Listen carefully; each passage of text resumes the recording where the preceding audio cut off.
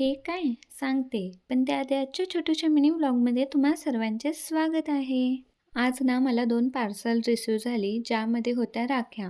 तर आता 1-2 दिवसांवर रक्षाबंधन आहे, तर मला काही बाहेर जाता येत नाही. म्हणून मी Meeshoवरून राखी ऑर्डर केली होती आणि त्याची क्वालिटी आणि राखी खूप छान आली होती. मी ते प्रॉडक्ट इथे टॅग करते, तुम्ही तिथून ते घेऊ शकता. आणि त्यानंतर मग आता दुपारी हलकीशी भूक लागली होती आणि काहीतरी गोड खावं अशी इच्छा झाली होती. म्हणून मग मम्मीला म्हटलं की शेवया बनवूया आणि सुक्या शेवया बनवायच्या होत्या म्हणून त्या मीच बनवायला घेतल्या. मम्मीनं सगळी तयारी करून दिली होती. शेवया आणि ड्रायफ्रूट्स तुपामध्ये परतून घेतले आणि मस्त अशा सुक्या शेवया बनवून घेतल्या. त्यानंतर ना आता 2-3 दिवस झाले बाळाला थोडीशी सर्दी झालेली आहे.